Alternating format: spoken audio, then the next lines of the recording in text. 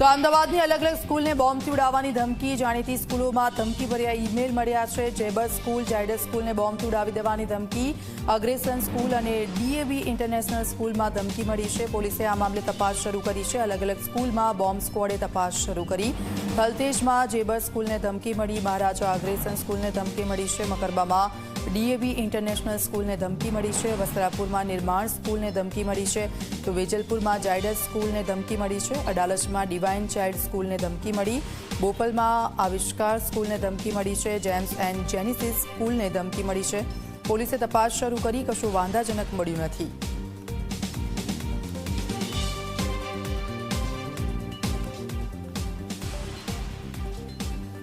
अहमदाबाद शहर की कुछ स्कूल को आज सुबह के वक्त में एक ईमेल मिला था, जिसमें स्कूल में ब्लास्ट करने के कंटेंट वाला कुछ ईमेल मिला था। इसके अनुसंधान में अहमदाबाद शहर की जितनी भी स्कूल को ये ईमेल मिला है, वहाँ लोकल पुलिस स्टेशन के ऑफिसर, सीनियर ऑफिसर और बीडीडीएस की टीम, डॉग स्क्वाड की टीम के थ्रू एंटी सबॉर्डिनेट चेकिंग अभी चल रहा है। ज़्यादातर स्कूल में ये एंटी सबॉर्डिनेट चेकिंग ख़त्म हो गया है। अभी तक कोई भी स्कूल से शंकास्पद कुछ चीज़ मिली नहीं है। फिर भी स्कूल की तरफ से चौकन्ना रहने के लिए मैसेज दिया गया है, और जितनी भी स्कूल को नहीं भी ईमेल मिला है, उन सब में भी तकेदारी के भागरूप अभी जो सिक्योरिटी चेक है वो एकदम टाइट कर दिया गया है। सर, कितने स्कूलों को धमकी मिली है और पुलिस की अब तक की क्या कार्रवाई रही है और स्कूलों को क्या निर्देश दिया? अहमदाबाद शहर की 10 से भी ज़्यादा स्कूल को इस तरफ का ईमेल मिला है।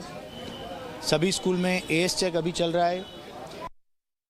અમદાવાદ શહેરમાં જુદા જુદા સ્કૂલોમાં બોમ્બથી એક ધમકી મળેલી હતી, અને જે અનુસંધાને તરત જ અમદાવાદ સિટી પોલીસ એક્શનમાં છે, અને બધા જગ્યા પોલીસ બંદોબસ્ત પર્યાપ્ત માત્રામાં ગોઠવાયેલું છે, અને બીડીડીએસની ચેકિંગ પણ ચાલુ છે। અને એને સિવાય બીજી એજન્સીઓ જેને કે એએમસી, ફાયર, એનાથી સંકલન પણ ચાલુ છે।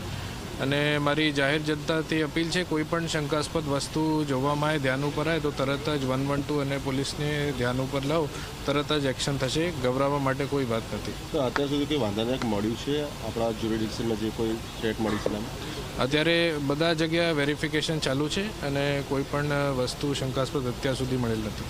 બંદોબસ્ત અત્યારે ચાલુ છે, અને જ્યાર સુધી પૂર્ણતઃ આપણા વેરિફિકેશન ના થઈ જાય કે જે જગ્યા સેફ છે, એના સુધી ત્યાં પોલીસ બંદોબસ્ત રહેશે। અમદાવાદ શહેરની વિવિધ જાણીતી અને પ્રતિષ્ઠિત શાળાઓમાં બોમ્બ મુકાયા હોવાની જે ધમકી મળી હતી, તે બાદ તમામ જે ધમકીભર્યા સ્થળ છે ત્યાં પોલીસ દ્વારા ખાસ કરીને ડોગ સ્ક્વોડ અને અંદરની તરફ બોમ્બ સ્ક્વોડ દ્વારા પણ તપાસ કરવામાં આવી રહી છે। વેજલપુરની ઝાયડસ સ્કૂલ ઓફ એક્સેલન્સ ખાતેની જો વાત કરીએ તો આપ જોઈ શકો છો, શાળાના પ્રાંગણમાં જે કાર પાર્ક છે તેની હાલ ચકાસણી કરવામાં આવી રહી છે।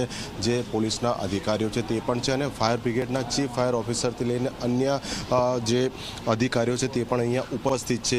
મળતી માહિતી મુજબ હજી સુધી જે ધમકીભર્યા સ્કૂલોની યાદી છે તે પૈકી એક પણ સ્થળે કોઈ પણ વસ્તુ વાંધાજનક નથી મળી આવી। તેમ છતાં પણ હજી તકેદારીના ભાગરૂપે તંત્ર દ્વારા, પોલીસ દ્વારા તમામ ઝીણામાં ઝીણી જે જગ્યા હોય કે ખૂણો હોય તેને ચકાસવામાં આવી રહ્યું છે। એટલે આ જે અફવાઓનો દોર ચાલ્યો તેની અસર શહેરની અન્ય શાળાઓના શિક્ષણ કાર્ય ઉપર પણ પડી, અને તેને જોતા વિવિધ શાળાઓએ વિવિધ જે વિદ્યાર્થીઓ જે અભ્યાસ કરતા હતા કે જ્યાં તેમને ધમકી નહોતી મળી, તે શાળાઓને પણ વહેલી છોડી મૂકી છે। અને જે માહિતી મળી રહી છે તે મુજબ બપોરની પાળીની જે શાળાઓ છે તે પૈકી કેટલીક શાળાઓએ બપોરનું શિક્ષણ કાર્ય પણ પોતાની રીતે બંધ રાખવાનો નિર્ણય કર્યો છે। એટલે હાલ પોલીસ દ્વારા સત્તાવાર જે જાહેરાત કરી દેવામાં આવી છે કે ધમકીભર્યો ઈમેલ ભલે મળ્યો છે, પરંતુ કોઈ પણ જગ્યાએથી કશું જ વાંધાજનક મળ્યું નથી। એટલે હાલ લાખો વિદ્યાર્થીઓ, તેમના માતા પિતા અને સૌ કોઈએ રાહતનો શ્વાસ લીધો છે। પરંતુ આ ઈમેલ કોણે, ક્યાંથી કર્યો, તેની પાછળનું તેનું કારણ શું હતું,